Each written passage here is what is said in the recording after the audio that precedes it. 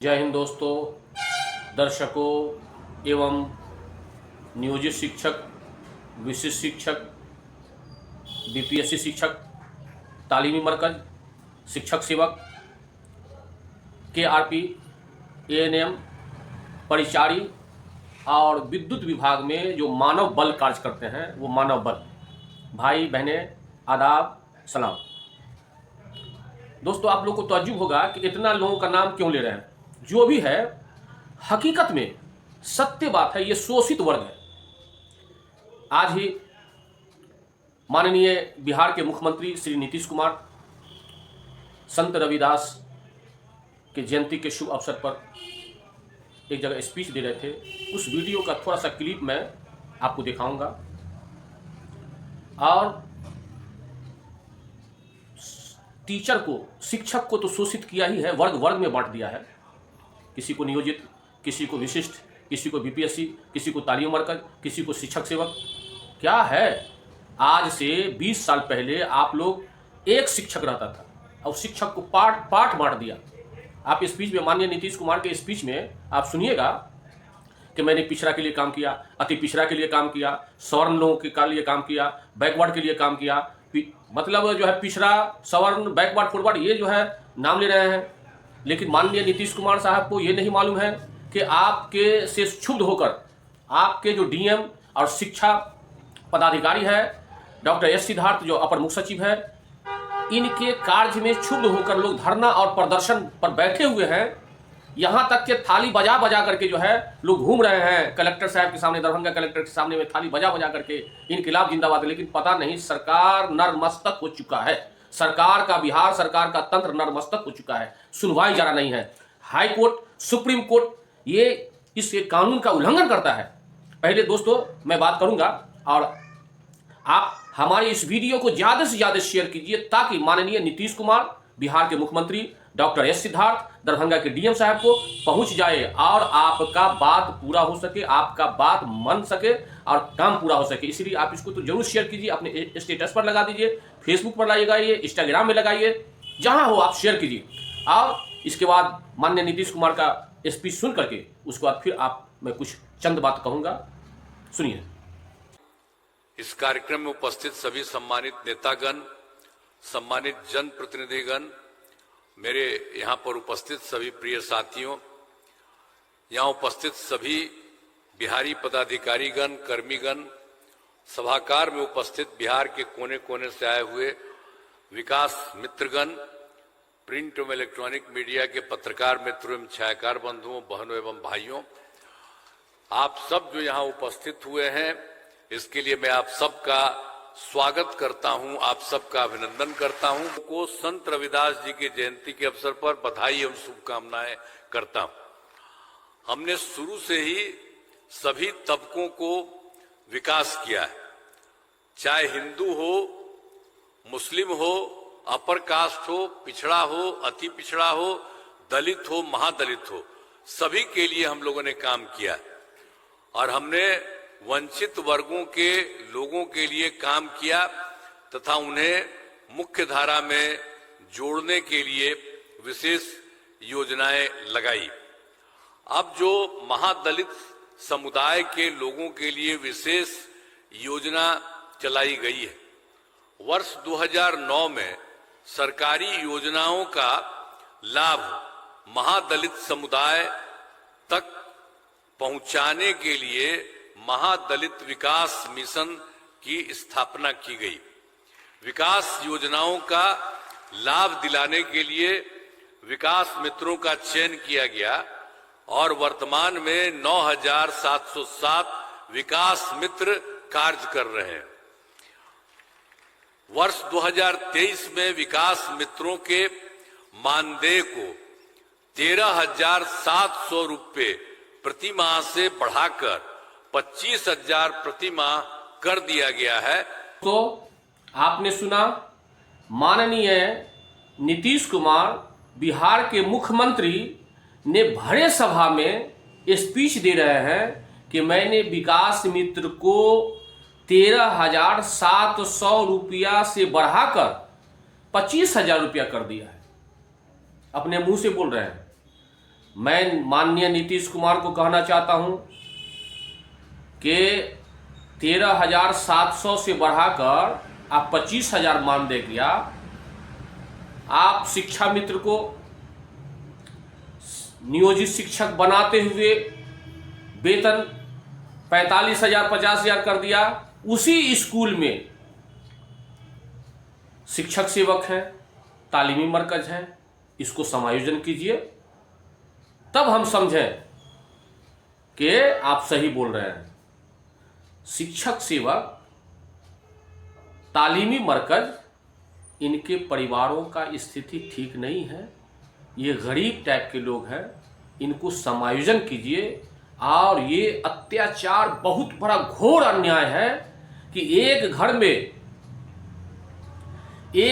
में कोई ambassador car से आ रहा है, स्कॉर्पियो से आ रहा है और पल्सर मोटरसाइकिल से आ रहा है। एक बेचारा जो गरीब है, शिक्षक सेवक है, तालीमी मरकज है, वो टूटी फूटी साइकिल से आ रहा है, पढ़ा रहा है, सेम कोई घी खा रहा है या कोई सूखा रोटी खा रहा है। ये अत्याचार है, हनन है। ये अनाधिकार जिस तरह से प्रवेश निषेध होता है, उसी तरह से बहुत बड़ा जुल्म है। आप शिक्षक सेवक को, तालीमी मरकज को वही स्कूल में समायोजन कीजिए और समान काम का समान वेतन दीजिए। सुप्रीम कोर्ट का ये ऑर्डर है। गाजियाबाद में नगर निगम में ये दैनिक मजदूर लोग जो काम करते थे, उनको सुप्रीम कोर्ट ने ऑर्डर दे दिया कि इनको समान काम का समान वेतन दिया जाए, तो इंडिया में पूरा लागू होता है। अब मैं विद्युत विभाग की तरफ ले चल रहा हूँ कि विद्युत विभाग में, इलेक्ट्रिक डिपार्टमेंट में, बिहार सरकार के विद्युत विभाग में जो टेम्पोररी में कार्य करते हैं, एक मानव बल का पद है जिसमें हजारों लोग कार्य करते हैं और उसको मात्र 9,300 वेतन मिलता है, जबकि वो इतना मेहनत करता है, इतना परिश्रम करता है कि पोल पर इलेक्ट्रिक लाइन पर चढ़ता है, फिर उतरता है, लाइन ठीक करता है। खुदा न खास्ते, भगवान न करे कि अगर करंट लग जाए तो भगवान का प्यारा हो जाता है, उसकी मृत्यु हो जाती है। इन लोगों को मिनिमम 30,000 रुपया मानदेय दिया जाए, 30,000 से कम नहीं, क्योंकि ये बहुत संघर्षशील है, ये कार्य करते हैं। और सबसे बड़ी बात बताते हैं कि माननीय मुख्यमंत्री नीतीश कुमार से कहना चाहते हैं कि जो भी बिहार में धरना स्थल पर बैठे हुए हैं, आपका पदाधिकारी या डीएम हो या उप समाहर्ता हो या एसडीओ हो या हेल्थ डिपार्टमेंट का हो, कोई सूद लेने वाला नहीं है। ये जुल्म हो रहा है। जिस राज्य में लोग त्राही त्राही इमाम कर रहे हैं और वहाँ का राजा देखने नहीं जाता है, वैसे राजा को नैतिकता के आधार पर अपने पद से इस्तीफा दे देना चाहिए। या दरभंगा डीएम हो या समस्तीपुर डीएम हो या मोतिहारी डीएम हो, डिस्ट्रिक्ट मजिस्ट्रेट हो, जिलाधिकारी हो, अगर उसका आत्मा नहीं मान रहा है कि ये लोग पीड़ित है, हाई कोर्ट सुप्रीम कोर्ट का फैसला हो गया है, अब फिर भी आप नहीं कर रहे हैं, कोई ना कोई बहाना टाल रहे हैं, रोस्टर है, ये है, वो है, ऐसे पदाधिकारी को नैतिकता के आधार पर इस्तीफा दे देना चाहिए। हाँ, आप देखे होंगे इसी देश में, मैं नेशनल न्यूज में नहीं बोलना चाहता हूं, इसी देश में जो इंसाफ को घोर अन्याय किया, तो सुप्रीम कोर्ट ऑफ इंडिया का 4 जस्टिस रोड पर आके पत्रकार सम्मेलन किया। ठीक इसी तरह से आज लहरियासराय पोलो मैदान के दरभंगा में यह लोग स्टेटमेंट दिए हैं कि मैं आत्महत्या करूंगा। बनल धरती जिंदाबाद, सरकारी पद पर नियुक्ति करना होगा, सरकारी पद पर नियुक्ति करना होगा, माननीय सुप्रीम कोर्ट का आदेश बिहार में लागू करना होगा, माननीय सुप्रीम कोर्ट का आदेश बिहार में लागू करना होगा। आप लोगों का क्या कहना है? हम लोग को कहना यही है कि 12 से पैनल बना 12 में आज तक हम लोग को जो है डीएम महोदय और कमिश्नर साहब टाल मटोल करते आ रहे हैं, जबकि हम लोग का उम्र भी बीत चुका है। अब कुछ ही दिन बाकी है, 2-3 साल बाकी है।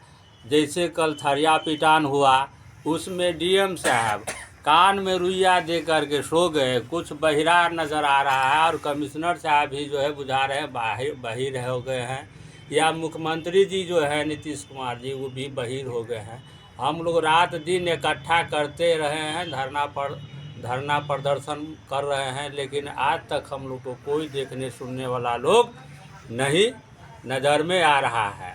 अब हम लोग को अंतिम बारी है, अब क्या करेंगे? बाल बच्चा भी रोड पर आ गया है, लेकिन आप सोच रहे हैं कि अब इससे नहीं होगा तो आत्महत्या करने के लिए हम लोग डीएम साहब के यहाँ और कमिश्नर साहब के चैम्बर में जा कर के ही हम लोग आत्महत्या करेंगे।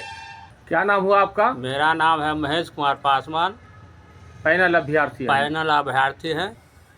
हम लोग 12 से इस पैनल में हैं। हम लोग को अभी तक कोई सूचना नहीं दिया है, कोई बहाली नहीं किया है।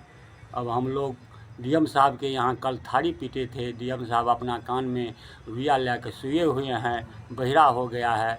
डीएम साहब बहिरा हो, कमिश्नर साहब बहिरा हो गया है, मुख्यमंत्री साहब कुछ नहीं सोच रहा है इस पे, वो भी बहिरा हो गया है। मेरा मांग यही है सब साथियों को, जो हम 234 अभ्यर्थी 2012 से लगातार अभी तक पैनल में हैं, और हम लोगों का मांग जब तक जिला प्रशासन द्वारा नहीं होता है तो हम लोग कल थारी पीट करके उनके गेट के नज़दीक बहुत प्रयास किए हैं, जो वह जगिए और हम लोगों को बहाली कीजिए। अगर आप इस पर नहीं जगते हैं तो हम 234 भाई अभ्यर्थियों आपके चैम्बर, आपके गेट के सामने आत्मदाह करने के लिए तैयार है। नहीं तो आप होश होकर के खड़ा होकर के आप हम लोगों को बहाली कीजिए। दोस्तों, तो आपने सुना, ये लोग इतना ऊब चुका है पैनल अभ्यर्थी, चूंकि सुप्रीम कोर्ट ऑफ इंडिया का, भारत के पवित्र सर्वोच्च न्यायालय का ये फैसला हुआ है, और इसी फैसला के अंतर्गत ये लोग कलेक्ट्रेट दरभंगा में पैनल अभ्यर्थी हैं, ये बैठे हुए हैं। इसीलिए और यहाँ तक ये लोग ऊब चुका है कि अब आत्महत्या करने पर आमादा हो गया है और आत्महत्या करने पर है। अब दोस्तों, आप देखिए, ये सरकार से मेरा गुजारिश है, निवेदन है, खासकर डीएम साहब से भी निवेदन है कि इन लोगों को यथाशीघ्र बहाली कीजिए और इन लोगों को आत्महत्या से बचाइए, और सर्वोच्च न्यायालय का जो फैसला हुआ है उसका भी सम्मान कीजिए।